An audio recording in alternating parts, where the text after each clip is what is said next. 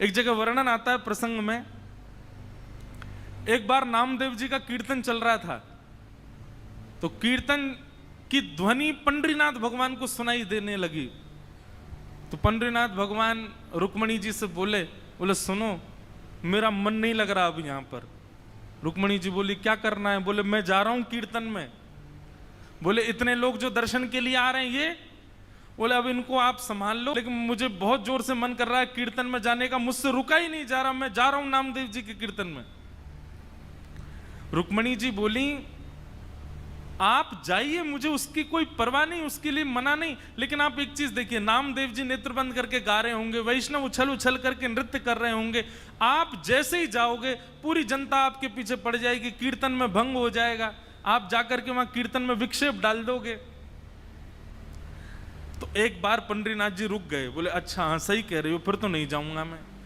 लेकिन जैसे ही नामदेव जी के ऊंचे ऊंचे स्वर सुनाई दें, विठल भगवान खड़े खड़े के, मुझसे रुका ही नहीं जा रहा, अब जो होगा देख लूंगा, मैं कोने में खड़ा हो जाऊंगा, लेकिन मुझको जाने दो। रुक्मणी जी बोली जाओ, सोचो विचार करो, भक्तों के स्वर के लिए ठाकुर जी त्रिलोकीनाथ उतावले हो रहे हैं। ठाकुर जी तुरंत कमर पर हाथ धरे, ऐसे ही दौड़े। अच्छा कभी कभी एक मन में भाव आ रहा था कि श्री पंडरीनाथ भगवान सारे काम ऐसे ही करते हैं क्या? यहाँ पे दौड़ते भी ऐसे ही होंगे, सोते भी ऐसे ही होंगे, बैठते भी ऐसे ही होंगे, खाते तो होंगे ही नहीं दूसरों से कि तुम खिलाओ, हमारे तो हाथ यूं हैं। पंडरीनाथ भगवान पीतांबरी पहने, गले में सुंदर माला है और ये मुकुट धारण किए, मत्स्याकृत मछली के आकार के कुंडल, और दौड़ रहे हैं नामदेव जी के कीर्तन की ओर। असंख्य भीड़ लगी है। ठाकुर जी ने सोचा कहीं विघ्न ना आ जाए, तो बाहर खड़े हो गए, और जहां से केवल नामदेव जी की झलक दिख रही है, कीर्तन हो रहा है, सब नाच रहे हैं, वहीं से ठाकुर जी देख रहे हैं और देख करके वहीं झूम रहे हैं। इतना आनंद ठाकुर जी को आ रहा है। लेकिन झूमते झूमते झूमते झूमते ठाकुर जी को सुध बुध नहीं रही, और ठाकुर जी तो कोने से भीड़ में आ गए। अब जैसे ही ठाकुर जी आए, लोगों को कस्तूरी की सुगंधी आने लगी, बढ़िया, पीछे मुड़ मुड़ करके देखे साक्षात पंडरीनाथ भगवान खड़े हैं। अब तो महाराज नाचना गाना सब भूल गए, सब मार्ग देने लगे, और ठाकुर जी नाचते नाचते भीतर प्रवेश कर रहे हैं।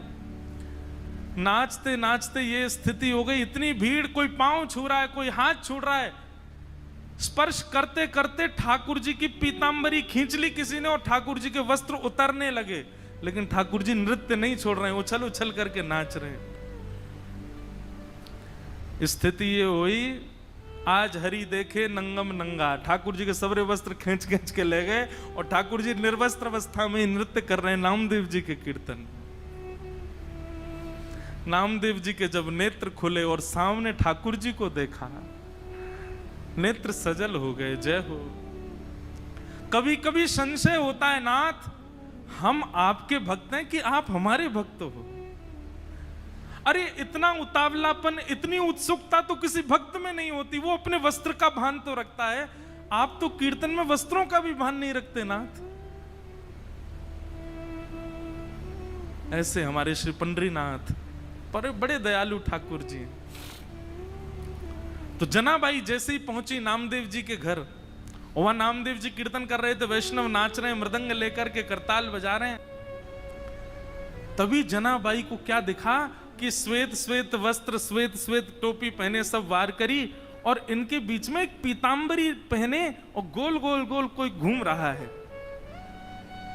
जनाबाई 4 दिन से तो दर्शन हुए नहीं थे ठाकुर जी के। गौर से देखा तो महाराज, आहा, सुंदर ते ध्यान उभे विटवारी, सुंदर ते ध्यान उभे विटवारी, सुंदर ते। श्री तुकाराम जी कहते हैं, जिनका ध्यान इतना सुंदर है, विठल पर जो वीट के ऊपर खड़े हैं, आहा, जैसे ही दर्शन किया, जनाबाई के तो रोम रोम प्रफुल्लित हो गए, आनंदित हो गए। आहा, साक्षात पंडरीनाथ भगवान नृत्य करने नामदेव जी के कीर्तन में। जनाबाई तो वहीं बैठ गई। अब तो तुकाराम जी के नामदेव जी के पिताजी ने सबको बोला ये लाली यहीं रहेगी हमारे घर पर, और यहीं इसका खान पान, कोई इसको कुछ नहीं बोलेगा, ये जैसे चाहे वैसे रह सकती है। जनाबाई छोटी सी हैं, पूरे दिन केवल उनको एक ही प्रतीक्षा रहती थी, कब कीर्तन हो, कब विट्ठल आएंगे, मैं उनका दर्शन करूंगी। और किसी को दर्शन नहीं होते, जनाबाई को होते थे। नामदेव जी कीर्तन करते और जैसे ही विट्ठल आते, नामदेव जी जनाबाई उछलने लग जाती। विठोवा आ गए, विठोवा आ गए। सब जनाबाई को देखते, छोटी बालिका है ऐसा सोच करके अनसुना कर देते, लेकिन उनको तो प्रत्यक्ष दिखते थे ठाकुर जी। सब लोग दर्शन करने के लिए जाते थे, जनाबाई को कहते थे तुम चलो साथ में। जनाबाई कहती मुझे मंदिर जाने की जरूरत नहीं है। क्यों? बोले शाम को कीर्तन होता है ना, विट्ठल यहीं आते हैं, मैं यहीं देख लेती हूं उनको। ऐसे करते करते जनाबाई का प्रेम और एक जैसे मित्रता संबंध हो गया श्री ठाकुर जी के साथ में। पूरे दिन सेवा करती और सेवा करने के बाद शाम को बैठ कर के ठाकुर जी का चिंतन करती। ठाकुर जी के लिए प्रसाद क्या बनाना है, क्या सिद्ध करना है, सब विचार करती जनाबाई। ठाकुर जी इतने भाव से बुलाती ठाकुर जी को, ठाकुर जी आते थे उनके पास। एक दिन की बात, नामदेव जी ने ऐसा सुंदर कीर्तन किया कि ठाकुर जी और दिन से ज्यादा अधिक नृत्य किए उस दिन। इतना नृत्य किया कि जनाबाई जैसे ही कीर्तन पूर्ण हुआ, जनाबाई रोने लगी। कोने में बैठे बैठी रो रही थी। सब लोग सोचने लगे क्या हो गया, पता नहीं छोटी सी बालिका रो रही है। नामदेव जी के पिताजी ने जाकर के कहा, बोले हे जनाबाई तुम रो क्यों रही हो? जनाबाई कहती हैं आज कीर्तन इतना सुंदर हुआ। बोले सुंदर कीर्तन में रोया जाता है? बोले नहीं, मैं इसलिए नहीं रो रही, आज कीर्तन इतना सुंदर हुआ कि पंडरीनाथ आए, विठोबा आए और इतना नृत्य किया, मुझे तो मन में पीड़ा हो रही है। वो पूरे दिन खड़े रहते हैं, इतना नृत्य करके गए, कहीं उनके पांव दर्द तो नहीं कर रहे होंगे, कोई उनके पांव दबा रहा होगा कि नहीं, मुझे तो उस बात की बड़ी पीड़ा होती है। आप नामदेव जी से कह देना वो इतना ज्यादा अच्छा कीर्तन ना किया करें, सामान्य कीर्तन किया करें। वो अच्छा कीर्तन करते हैं तो श्री ठाकुर जी उसमें बहुत नाचते हैं, उनको कहीं पीड़ा ना होती हो चरणों में। बंधुओं, ये सब भाव ठाकुर जी आपके जब से प्रसन्न होते हैं तब से प्रसन्न होते हैं, नियमों से प्रसन्न होते हैं, आपकी विचारधारा भावनाओं सबसे प्रसन्न होते हैं। पर जब ऐसी भावनात्मक बुद्धि आपकी हो जाती है, आप छोटे छोटे भावों में भी चिंतन करने लगते हो, तब ठाकुर जी अति प्रसन्न होते हैं।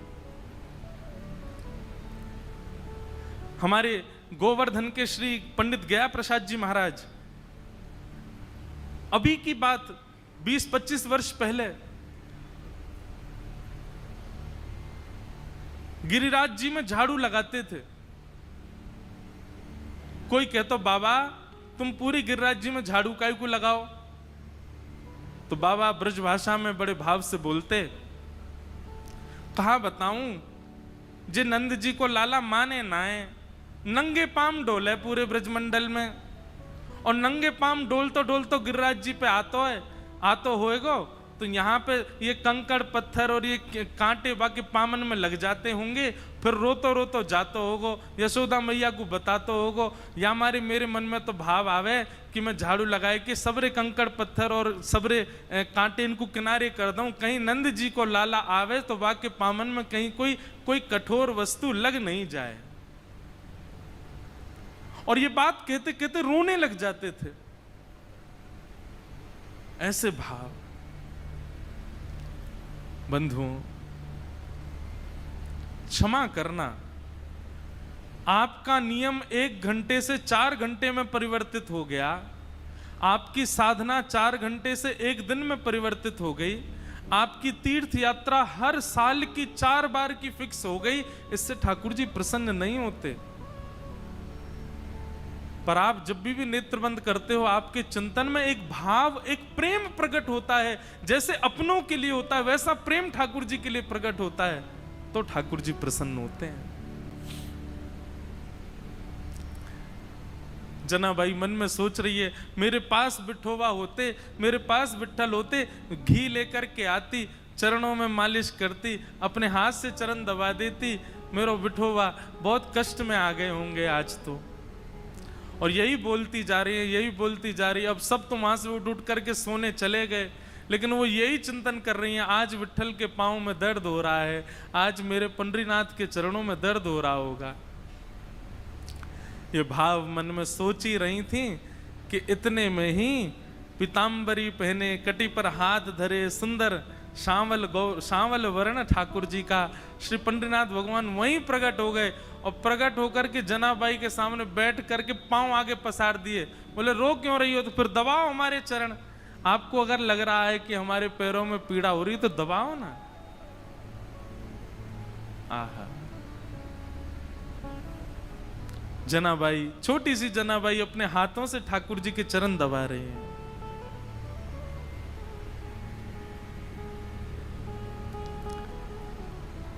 चरण दबाती जा रही हैं और मुखमंडल के रूप को देखती जा रही हैं, कैसा स्वरूप है श्री ठाकुर जी का। अब छोटी सी बालिका, और क्या कोई वेद मंत्र तो आते नहीं उनको, कोई शास्त्रों की बात तो आती नहीं, ठाकुर जी से पूछें। पैर दबाते दबाते जनाबाई पूछ रही है, भोजन किया आपने? ठाकुर जी बोले हाँ किया। क्या पाया? बता दिया जो भी बनता है। अब मंदिर में जो भी बनता, मुझे तो पता नहीं क्या बनाते हैं, मंदिर में जो भी बनता ठाकुर जी बताए। बोले इसकी सब्जी बनी थी, जे चावल बने थे, रोटी बनी थी और पूरन पोली बनी थी, और यही बनती है महाराष्ट्र में। और क्या बनता है? पूरन पोली है। और क्या बनता है? अब हमको कोई बना के खिला ही नहीं रहा तो हमको पता कैसे चले। हम तो अपने महाराज संग लेके आए, बेचारे वो रोज दाल चावल रोटी सब्जी बना देते, वही पाले रहे हैं।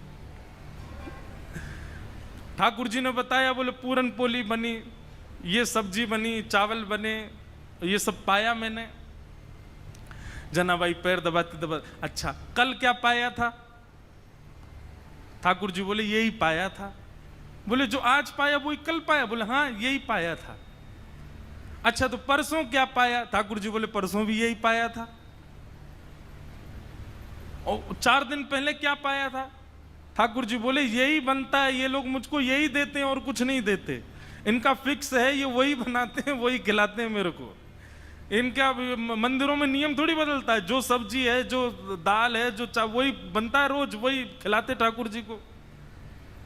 जनाबाई बोली आप रोज रोज एक ही भाव खाते हो, मन नहीं भरता आपका?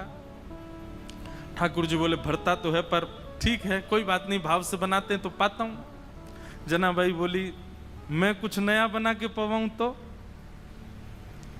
ठाकुर जी बोले तुम बनाओगी? बोले अभी बना के लाऊं, आप बस बैठो मैं लेके आती हूं। जनाबाई रात में ही गई, महाराज सुंदर रसोई सिद्ध करी, सुंदर नए नए पकवान बनाए, नई नई सामग्री बनाई, और सामग्री बना के थाल में सजा। आधी रात सब सोए हैं पंढरपुर में, और वहां गोपालपुर के ऊपर के स्थान आज हम गए थे तो वहीं के चिंतन आ रहा है, वहां ठाकुर जी बैठे हैं, ठंडी ठंडी हवा चल रही है, और जनाबाई ने लाके थाली सामने रख दी। ठाकुर जी को कहा पाओ। ठाकुर जी पा रहे हैं प्रेम से, और बड़ा सिर हिला हिला करके, चटकारे मार मार करके पा रहे हैं। बोले आहा आज तो नया नया भोजन मिला है। हाँ जनाबाई तेने तो आज आनंद कर दिया, इतना सुंदर भोजन बनाया। बीच बीच में ठाकुर जी इतनी जल्दी खाते हैं कि अपने वस्त्रों पर गिरा देते हैं। तो जनाबाई कहती है अरे आराम से खाओ, कहाँ जाना है? बोले तुमको क्या पता, अभी 3:30 बजे मंगला आरती होनी है, मुझे पहुंचना है अभी वहां पर। ठाकुर जी प्रेम से पा रहे हैं। बीच बीच में जनाबाई का इच्छा होती, मन होती है कि मैं खिला दूं एक ग्रास, लेकिन अभी भय लग रहा है मन में कि कहीं मैंने कहीं हाथ बढ़ा दिया तो कहीं ठाकुर जी नाराज तो नहीं हो जाएंगे। ठाकुर जी ने प्रसाद पाया, बोले जना भाई कल फिर आऊंगा, बढ़िया बना के रखना कुछ अच्छा, फिर पाऊंगा कल, अभी जाता हूं, हाँ मंगला की समय हो गई। ठाकुर जी दौड़े आए, सीधे महाराज घंटे घड़ियाल बजने लगे और मंगला आरती शुरू। 3:30-4 बजे से ही ठाकुर जी का अभिषेक होने लगा। 1 दिन 2 दिन 3 दिन 4 दिन 5 दिन बीत गए। रोज ठाकुर जी रात में चले जाते हैं और प्रसाद पाके आते हैं। रुक्मणी जी आई एक दिन मंदिर में और यहां बस शयन की तैयारी हो रही थी। रुक्मणी जी आकर के बोली, वो भी ऐसी खड़ी हैं, ऐसी बोली होंगी, कहां जाते हो आप रात को? ये इतनी रात को कहां जाते हो आप, सही सही बताना। ठाकुर जी बोले गोपालपुर जाता हूं, वहां पर एक मेरी भक्त है जना बाई, ये मंदिर में तो रोज एक सा ही बना देते हैं, वहां पे बड़ा नया नया बनाती है, वो खाने में बहुत सुख मिलता है, वहां जाता हूं भोजन करने। रुक्मणी जी बोली अच्छा, इतना अच्छा भोजन बनता है कि रोज जाते हो? बोला हाँ, वो बड़े भाव से बनाती है। रुक्मणी जी बोली हमको भी ले चलो, हमको भी खिला लाओ। ठाकुर जी बोले लेके चलूंगा लेकिन खिलाऊंगा नहीं, खाऊंगा तो अकेला मैं। वो छोटी सी है, छोटे छोटे उसके हाथ हैं, वो छोटे छोटे हाथ से थोड़ी सी दाल बनाती है, थोड़ी सी सब्जी बनाती है, एक ही पूरन पूली बना पाती बेचारी। और तुम चलोगी, तुम्हारा भी पेट मेरा भी पेट, उसको बहुत श्रम हो जाएगा, उसको इतना नहीं बनवाना भोजन। चलो साथ में, लेकिन दूर खड़ी रहना, देखती रहना, और बीच में भी मत आना, वो सहजता उसकी खत्म हो जाएगी, वो तुमको देख के फिर बनावटी बात करेगी। रुक्मणी जी बोली ले चलो, कुछ खिलाना नहीं, नहीं आऊंगी बीच में, लेकिन ले तो चलो, मैं भी तो देखूं ऐसा क्या, ऐसा उसका क्या भाग्य कि पंडरीनाथ रात में जाते हैं। रुक्मणी जी गई हैं, दूर खड़ी देख रही हैं, जनाबाई थाल लेकर के आई है, ठाकुर जी प्रेम से पा रहे हैं। ठाकुर जी पाते, आज ही जनाबाई के मन में आया, बोले आज तो मैं अपने हाथ से खिला के मानूंगी, रोज तो ये मैं डर के मारे नहीं खिला पाती। ठाकुर जी जिम रहे थे बढ़िया प्रेम से, और चटकारे अपनी उंगलियां चाट चाट करके, बढ़िया आहा बहुत अच्छा बना है। दूर खड़ी रुक्मणी जी के नेत्र सजल हो रहे हैं, ये सौभाग्य तो मुझे भी नहीं मिला कभी, जैसा सौभाग्य जनाबाई को दे रहे हैं। बीच में जनाबाई के मन में भाव आया आज तो मुझे खिलाना ही है, तभी एक सामग्री उठाकर जनाबाई कहती बिठोबा ये तो पाओ, और ऐसे खाने में तल्लीन थे ठाकुर जी। ठाकुर जी ने भी विचार नहीं किया, ठाकुर जी ने भी मुख खोल दिया, हाँ खिलाओ। और जनाबाई ने जैसे ही अपना मुख अपने हस्त कमल से सामग्री ठाकुर जी के मुख में दी है, जनाबाई का हाथ वहीं रुक गया, ठाकुर जी का मुख वहीं रुक गया, दोनों के नेत्र सजल। और दूर खड़ी रुक्मणी जी भी कह रही हैं धन्य है जनाबाई, धन्य है, इनका सौभाग्य देखो, ठाकुर जी साक्षात इनके हाथों से पा रहे हैं। ऐसा भाव। रुक्मणी जी नतमस्तक हो गई, मन में विचार करने लगी कि मैं भी जनाबाई से मित्रता कर लूं, इनके बहाने मुझे भी ये सुख मिल जाया करेगा। जो सुख लक्ष्मी जी को भी नहीं है वो जनाबाई को दे रहे हैं ठाकुर जी।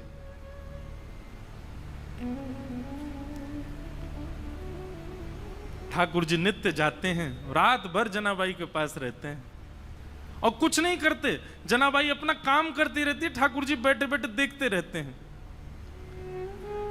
बंधुओं, भक्ति जब अपनी स्थिति में आएगी, जैसे मैंने आज प्रारंभ में कहा ना, एक माइलस्टोन, एक बात याद रखिएगा, आपका नाम जब, आपकी साधना, आपका कथा श्रवण, आपका नित्य भगवत स्मरण, उसमें एक बहुत विशेष माइलस्टोन जो आएगा वो ये कि एक दिन आप अपने भावों को शब्द में परिवर्तित करके गाने लग जाओगे। माफ कीजिएगा, क्षमा कीजिएगा, लेकिन अभी भक्ति में गायन प्रारंभ नहीं हुआ, भक्ति में लिखना प्रारंभ नहीं हुआ, भक्ति में शब्दों में पिरो करके उन भावों को पदावली के रूप में करने का प्रारंभ नहीं हुआ, तो अभी आप उस माइलस्टोन पर पहुंच नहीं पाए हो। बात समझ रहे हैं ना मेरी? आपके भक्ति भाव शब्द में परिवर्तित होने लग जाएं, आपका मन हो मैं लिखूं, मैं गाऊं, मैं सुनाऊं, तब समझो कि हाँ अब एक सीमा पर आप पहुंच गए हो, ठाकुर जी के समीप बस पहुंचने ही वाले हो। हम एक बात कथा में कहते हैं, जिसने भी पाया गा करके ही पाया, बिना गाए किसी ने नहीं पाया।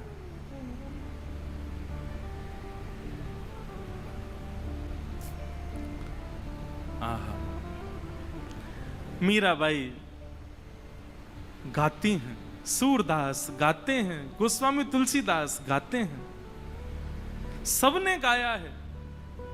आपका भजन, आपकी साधना जब तक गायन में परिवर्तित ना हो, समझना अभी ठाकुर जी दूर हैं आपसे। प्रयास किया करो, उल्टा सीधा ही लिखा करो, लेकिन अपने भावों को पद में लिखने का। कल हम वृंदावन रसामृत पद गा रहे थे, कोई अपनी योग्यता नहीं बता रहा हूं मैं, क्षमा करना, मैं हूं भी नहीं इस लायक, पर पद गाते गाते अंतिम पंक्ति लिखी हमने ठाकुर जी के लिए, श्री पंडरीनाथ। और ये हर बार ही ऐसा होता है, जगन्नाथपुरी गए तो वहां पर भी भल भद्र और सुभद्रा संग विराजे ब्रज के नाथ, रथ आरूढ़ भये नंद नंदन, कहलाए जगत के नाथ, वृंदावन प्यारो वृंदावन। द्वारिका में कथा हुई तो वहां के भाव आ गए। वहां का भाव क्या था? विप्रधेनु संतन के कारण, रण छोड़ो ब्रजनाथ। क्यों रण छोड़ करके गए ठाकुर जी? क्योंकि जरासंध जो था वो ब्राह्मणों की सेना लेकर के आ गया था, ब्राह्मणों को अनुष्ठान पर बैठा करके आया। ठाकुर जी ने मन में विचार किया, 17 बार तो हरा दिया इसको, लेकिन अब की बार हराया तो ब्राह्मणों का जो अनुष्ठान है वो निष्फल हो जाएगा, ये ब्राह्मणों का वध कर देगा। तो ब्राह्मणों की रक्षा के लिए विप्रधेनु संतन के कारण, रण छोड़ो ब्रजनाथ। गोमती तट द्वारवती पधारे। द्वारिका का शास्त्रीय नाम द्वारावती है। क्या है? गोमती तट द्वारवती पधारे, गोमती तट द्वारवती पधारे, कहलाए द्वारिका नाथ, वृंदावन प्यारो वृंदावन। अब कल पंढरपुर आए तो पंढरपुर आकर के नया भाव आया। क्या? पुंडलीक की सेवा भाव सो, रीझे रुक्मणी नाथ। पुंडलीक की सेवा भाव सो, रीझे रुक्मणी नाथ। निज कर दिए कमर पर ठाड़े, निज कर किए कमर पर ठाड़े, कहलाए विठल नाथ, वृंदावन प्यारो वृंदावन। ये बात हम क्यों कह रहे हैं? आपकी भक्ति जिस दिन शब्दों में परिवर्तित हो जाए, जिस दिन गायन में परिवर्तित होता है, जिस दिन भावों में परिवर्तित हो जाए, समझ जाना अब ठाकुर जी मिलने का मन बना चुके हैं आपसे।